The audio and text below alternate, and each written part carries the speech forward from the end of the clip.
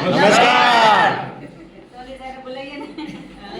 નમસ્કાર. નમસ્કાર.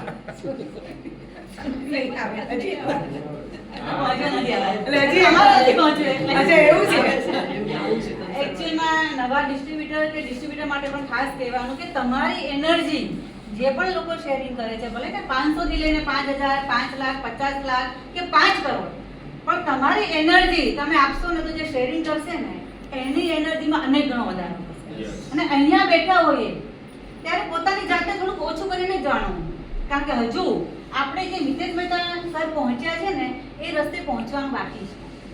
એટલે ખાસ એક વાતને ધ્યાન રાખવાનું કે અહીંયા આપણી પણ હજુ શરૂઆત છે. તો નમસ્કાર. યસ દોસ્તો, દરેકને જેટલા લોકોએ શેરિંગ કર્યું દરેક લોકોને પહોંચવું છે. અહીંયા જે નવા લોકો આવ્યા છે એને પણ પોતાના સપના દેખાડ્યા કે જે પૂરા નતા કરી શક્યા એ અહીંયા કરી શકશો. તો દેખાયા કે નહીં? જેટલા નવા લોકો છે એ લોકોને લાગ્યું કે નહીં કે જે કલ્પના મેડમ કરી શકતા હોય, આ બીના મેમ આટલો સરસ પ્લાન બતાવી શકતા હોય, ઋતિકા આવડી છોકરી બતાવી શકતી હોય, આ કરી શકતા હોય, આ કરી શકતા, જીજ્ઞા મેડમે સરસ શેરિંગ કર્યું, પોતાનું તન મન ધન જે સાવ ફેલ થઈ ગયેલા અને આજે અહીંયા ઊભા છે કે નવું જીવન મળ્યું, તો એ જોઈને આપણું હજુ દિલ હલ્યું નથી. જો આપણે આપણી જાતે સેટ ના કરી શકીએ તો આપણા જેવા કોઈ કંભાગી કે દુર્ભાગી નહીં. અને અહીંયા સુધી એ જ લોકો બેઠા છે કે જેના ઉપર ભગવાને કૃપા કલશ વરસાવ્યો છે. ઘણા બધાને અહીંયા કીધું હશે પણ તૈયારી હશે ભગવાને વરસાવવાની, એ લોકો બહાનાબાજી કરી હશે કે ના અમારે ગેસ્ટ આવ્યા છે, આમ છે ને તેમ છે ને ગરમી છે ને, કંઈક ને કંઈક કરીને બતાવ્યું છે. અને આજે જેટલા લોકોનું તમે શેરિંગ સાંભળ્યું ને એ લોકો પણ એક દિવસ અહીંયા બેઠા હતા ને આજે અહીંયાથી બોલે છે. જેમ કૃપા અમને બી એમને હસબન્ડને લકી અપાવી ને મેં મર્સિડીઝ અપાવી.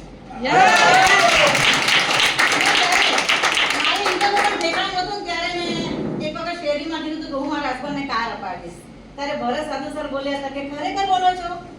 એમને એવું લાગતું હતું કે ઇન્કમ હાલ છે નહીં ને આ કાર અપાવશે, પણ સંકલ્પ લીધો હતો. જે સંકલ્પ કરીએ ને એ સિદ્ધ થાય.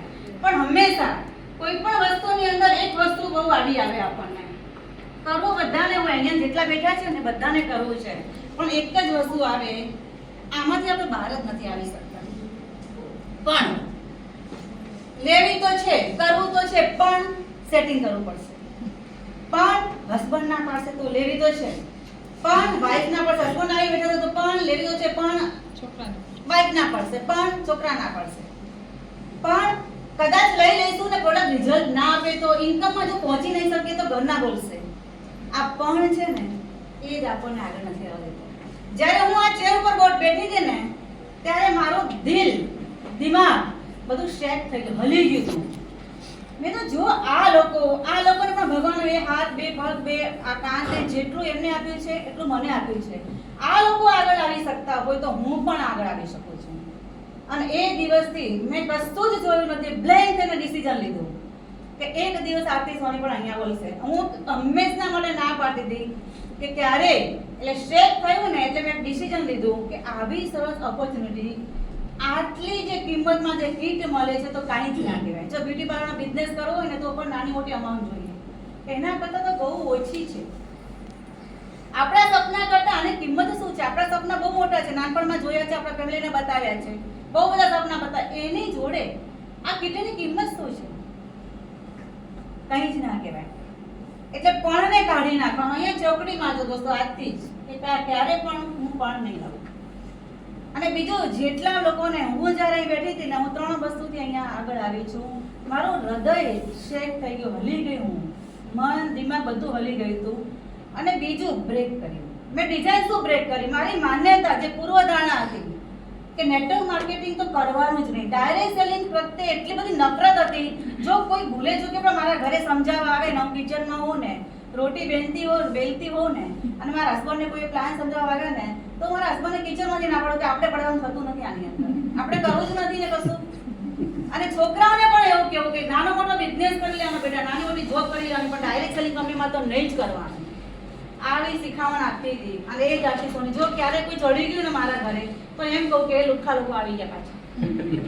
આવી પૂર્વધારણાને શું કર્યું? મેં બ્રેક કરી દીધી.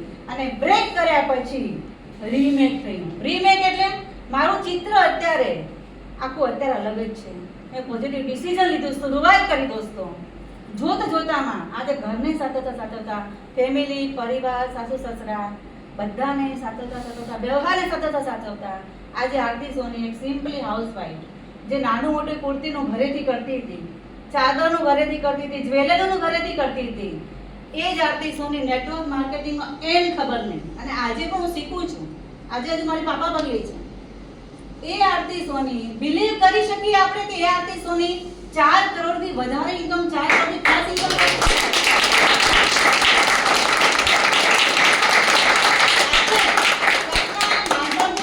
જોતા આવ્યા છે ને અને પોતાને બનાવતા આવ્યા છે. હવે બનાવવાનું છોડો, ક્યાં સુધી બનાવીશું, ક્યાં સુધી ફેમિલીને બનાવીશું? આ એવું પ્લેટફોર્મ છે ને દોસ્તો કે આજે મારો સન અમેરિકાથી આવે ને મને કે મમ્મી કેટલા રૂપિયા જોઈએ છે, હું એમ કહું કે તને કેટલા જોઈએ છે, તું બોલ. આ એક કુમારી માને આપે છે, એક કુમારી વાઈફને આપે છે કે હવેનું બિલ હું 6 વર્ષનું હું ભરીશ, આજે આટલું હું કરીશ. આ એક કુમારી આ બિઝનેસ આપે છે, આ કંપની આપે છે, આ પ્રોડક્ટ આપે છે. આનાથી વધારે શું જોઈએ? કશું જ ના આવડતું. જ્યોત્સનાબેન જેવા જ્યોત્સનાબેન સાવ અંગૂઠા છાપ, 7 ધોરણ બી ફેલ છે, એવા બી 26 લાખે પહોંચી શકતા હોય. તો આપણે એટલો વિચાર કરવો જોઈએ કે હું તો વધારે સારું કરી શકું એવી છું. આપણે એનાથી તો વધારે નોલેજ છે, ફોન ચલાવતા તો આવડે છે, કંઈક લખતા તો આવડે છે. તો હંમેશા અહીંયા સપનાને સાકાર થાય છે. મને 3 વર્ષમાં રિઝલ્ટ મળ્યું હતું જબરજસ્ત. માઇગ્રેનમાં મળ્યું તે 20 વર્ષથી કોમ્બી પ્લાન લેતી હતી, એને તિલાંજલિ આપી હતી. કોમ્બી પ્લાનને બિલકુલ હતા 3 વર્ષથી ટચ નથી કર્યું.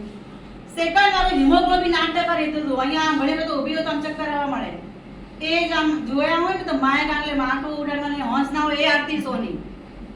આજે જીમ પણ સારી રીતે કરું છું, ઘરકામ પણ સારી રીતે કરું છું, છોકરાઓને હસબન્ડને 2 ટાઈમ જમાડું છું પણ સારી રીતે. તો આ પાવર આપે છે દોસ્તો. તો આનાથી વધારે વિચાર કરવાનો જ નથી. આજે ને આજે આ પણને ગાડીને ડિસિઝન લેજો. મોસ્ટ વેલકમ અમારી ફેમિલીમાં.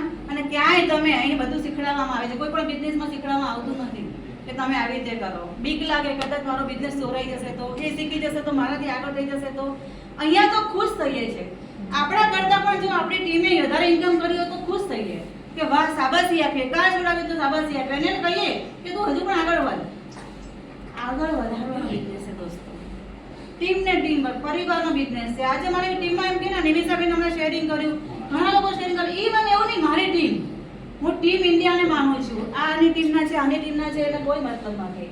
એ બહારમાં જે છે એ મારો પરિવાર છે, એ મારા દેશના છે, મારી ટીમના છે, મારા પરિવારના છે દોસ્તો. અને આ રીતે અમે કામ કરીએ છીએ. તરક્કી ભગવાન ત્યારે જ આપે કે જ્યારે તમે ભેદભાવ ના રાખો. તો દરેક લોકો આટલું શેરિંગ સાંભળ્યા પછી